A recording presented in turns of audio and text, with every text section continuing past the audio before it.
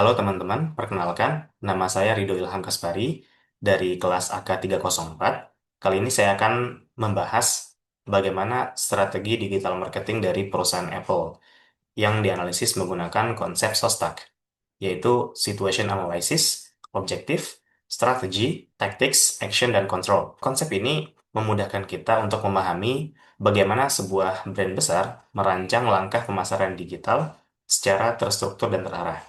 Kita masuk ke bagian pertama, yaitu Situation Analysis. Apple berada di pasar teknologi premium, di mana persaingan semakin ketat, terutama dari brand kompetitor seperti Samsung, Google, dan Huawei. Meski begitu, Apple masih memegang posisi yang dominan berkat loyalitas dari pengguna yang sangat tinggi, kualitas produk yang konsisten, serta ekosistem yang terintegrasi dengan baik. Nah, namun Apple tetap menghadapi tantangan yang cukup besar ya. Banyak kompetitor dari Apple itu yang mendorong inovasi di bagian AI. Nah, selain itu, perubahan kebiasaan konsumen yang semakin ke arah digital menuntut Apple untuk tetap relevan di semua saluran secara online. Nah, event besar seperti WWDC juga menjadi momen penting untuk membangun hype, memperkenalkan inovasi, serta menjaga citra premium dari brand Apple. Oke, kita masuk ke bagian objektif. Sebagai sebuah brand yang besar, tentu tujuan utama Apple adalah menjaga dominasi pasar dan mempertahankan loyalitas dari konsumennya. Dua hal inilah yang menjadi dasar bagi strategi digital marketing mereka. Baik, berikutnya kita lanjut ke bagian strategi. Karena Apple sudah dikenal sebagai brand yang premium, tentu strategi utamanya adalah mempertahankan citra premium tersebut.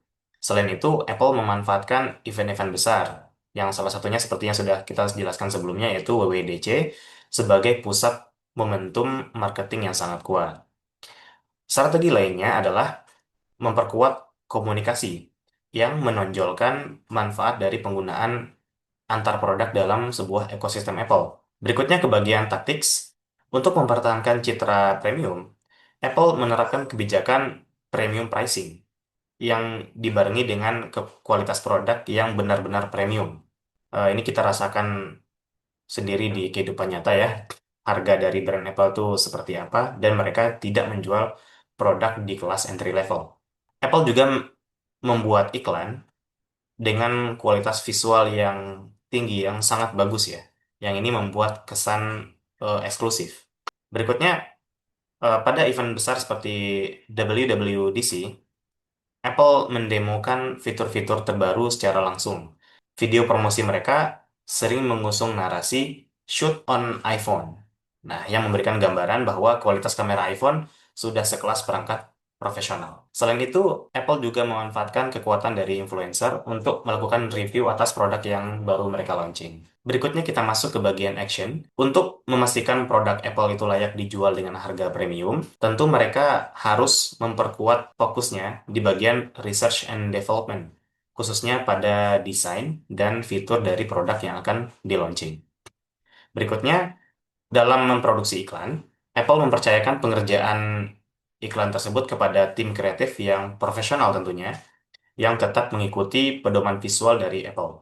Yang berikutnya, pada momen WWDC, Apple menampilkan demo fitur secara live performance, karena ini adalah momen yang sangat strategis untuk menunjukkan inovasi yang terbaru. Nah, berikutnya, kalau misalkan teman-teman datang ke toko seperti iBox, teman-teman dapat melihat beberapa unit pajangan ya, yang itu bisa dicoba langsung oleh konsumen, yang dari situ bisa melihat demo atau fitur-fitur terbaru yang di-highlight oleh Apple gitu. Kita masuk ke bagian yang terakhir, yaitu control. Yang pertama, Apple harus memantau ya bagaimana R&D ini bisa berjalan sesuai dengan jadwal yang sudah ditetapkan sebelumnya. Berikutnya, Apple harus melakukan review dulu terhadap iklan yang sudah dibuat sebelum iklan tersebut dipublikasikan. Berikutnya untuk demo produk. Tentu produk yang akan digunakan harus dipastikan dulu fiturnya sudah berjalan dengan sebagaimana semestinya. Nah, sehingga kualitas atau fitur yang dijanjikan itu dapat dipresentasikan dengan baik. Dengan pendekatan sostek ini, kita dapat melihat bahwa strategi digital marketing Apple bukan hanya soal visual yang mewah, tapi tentang bagaimana setiap langkah dirancang untuk menjaga konsistensi citra premium mereka. Demikian yang dapat saya jelaskan. Kurang lebihnya saya mohon maaf. Kita berjumpa di lain kesempatan.